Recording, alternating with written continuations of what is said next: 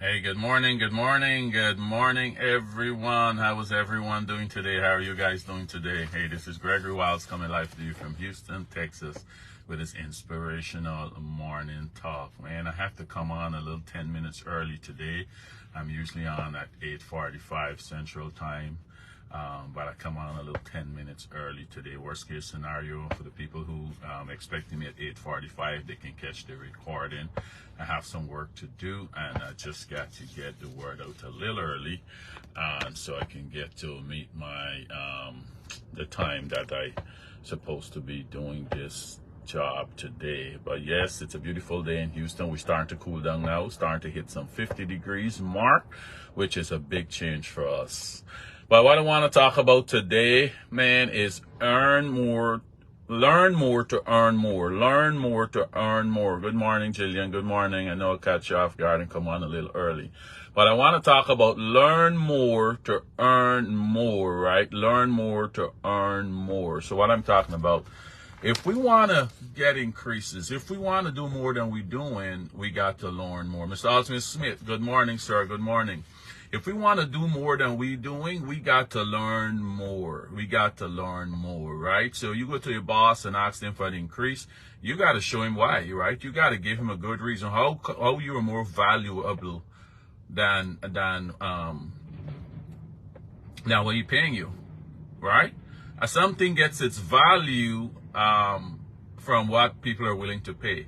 So if you look around your industry for the job you're doing and see what the people paying, what's the most they're paying for for the skill that you have, that's the value for that skill, what people are willing to pay, right? So I'm saying if you want to earn more, you got to learn more. And that's the thing that's teach the kids in the youth sports. You know, my son is in basketball. I'm telling him, if you want to earn more minutes on your team playing time, you got to be more valuable to the team.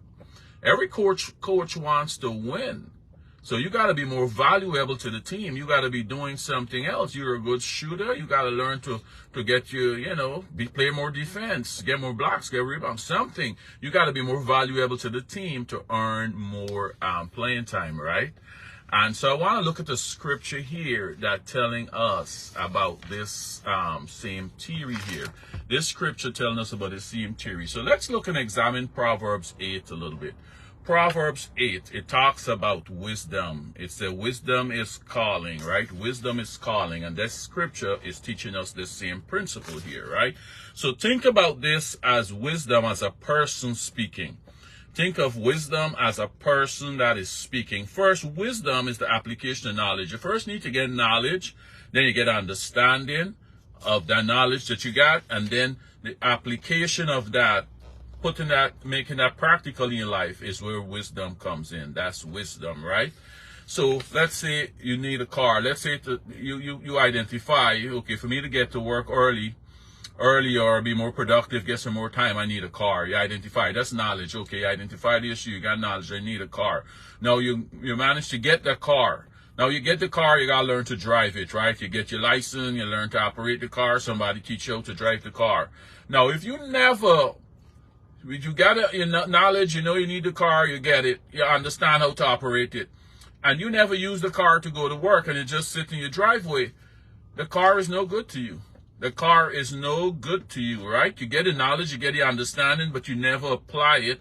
So you never take it to the next step, which is wisdom, to solve the problem that you're trying to solve by having a car to go to work. So it's the same thing with scriptures.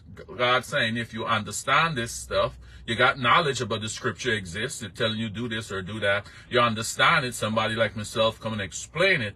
But if you never apply it to your life, it's no good. It's no good to you, right? It's no good. And that's why in James 1:22, James 1:22 to about 25 is saying, do not merely listen to the word, so deceive yourself. Do what it says. Anyone who listens to the word but does not do what it says is like someone who looks at his face in the mirror and after looking at himself goes away and immediately forget what he looks like. But whoever looks intently into the perfect law that gives freedom and continues in it, not forgetting what they have heard, but do it, they will be blessed in whatever they do. So this scripture is saying, if you hear this word. You hear the scriptures, you know what it's saying, it teaching you something to correct what you're doing.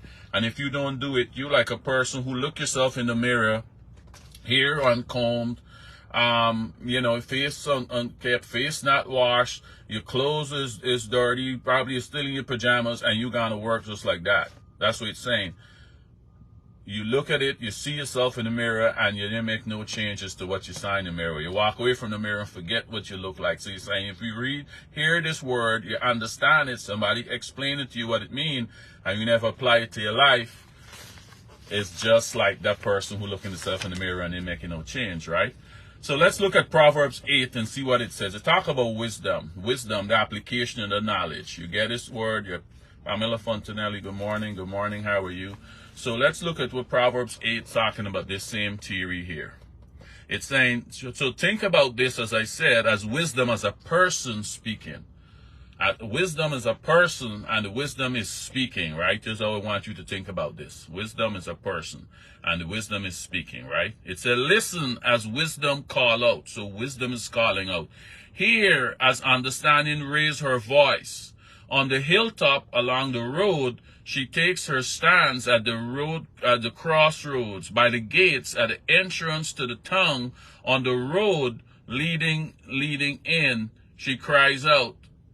She cries out aloud. I call out to you, to all of you. So wisdom and understanding is saying, hey, I am all around. So all these places here on the hilltop, on the gates, they're just saying it's all around us. Wisdom saying, I'm all around you, and I'm calling out to you. I'm calling out to everyone. I'm calling out to everyone. Wisdom saying he's calling out to us. As we drive into work today, wisdom is calling out to us. And we at our desk, wisdom said, I'm calling out to you. I'm calling out to you. I raise my voice to all people so everyone can get wisdom. This scripture is saying everyone can get wisdom. Wisdom is saying I'm calling out to everyone. Everyone I'm calling out to. I don't have favorite. I'm calling out to all people. You simple people, use good judgment. You foolish people, show some understanding. Listen to me, for I have important things to tell you. So wisdom is saying, listen, I got some important things to tell you, right? You're talking to everyone. Everything I say is right, for I speak the truth and detest every kind of deception. So wisdom saying, if you get this knowledge and stuff and you apply it, you're going to be speaking the truth and detest every kind of deception, because you got wisdom now. You can detect right or wrong. You're applying this stuff to your life. He's saying, use me and you're going to avoid a lot of trouble. My advice is wholesome. Remember, wisdom is still speaking. My advice is wholesome. There's nothing devious or crooked in it. So wisdom is saying, if you learn what you need to learn, you don't have to go to trickery and robbing people and all that. If you learn what you need to learn, you can be good. Wisdom is still speaking. Say, my words are plain to anyone with understanding. So say wisdom, knowledge, understanding goes together. Clear to those with knowledge. See, they're going to always go together. When you see wisdom, you're going to always see understanding and knowledge. It's a three-part deal. You don't get to wisdom without knowledge and understanding, because wisdom is just the application of the knowledge and the understanding that you got, and you're putting it into your life, right? So verse 10 saying of Proverbs 8, now it's saying, choose my instructions rather than silver, and knowledge rather than pure gold. So wisdom saying, rather than you running after silver and gold, get wisdom first, right? For wisdom is far more valuable than rubies. Nothing you desire can compare with it. So wisdom is saying, nothing in life you desire can compare to getting wisdom. And you know how much things you can desire, right? Now, if I get my desires, man, shoots, I'll be a billionaire, right? And wisdom is saying, nothing you can compare in life, nothing you desire in life can compare with getting wisdom. Nothing you can compare, and you're going to see why. Wisdom is speaking again. Say, I, wisdom, live together with good judgment. So if you want to make good judgment in your life, saying, you got to seek wisdom. I know where to discover knowledge and discernment. Wisdom is saying, if you get me, I can show you where knowledge and discernment live. All who fear the Lord will hate evil. Therefore, I hate pride and arrogance. Wisdom saying, if you get me, you don't have to be prideful and arrogant. Prideful, arrogant, corruption, and perverse speech. Common sense and success belong to me. So wisdom saying common sense. You hear people say use common sense. Wisdom saying if you get me, you're going to be using common sense. If you get me, you're going to be using common sense. Common sense and success. So we need success in whatever we do. Get wisdom in whatever we do. Be the best at our craft. That's what wisdom's saying. Derek Keys, good morning. Roxanne Alkins, good morning.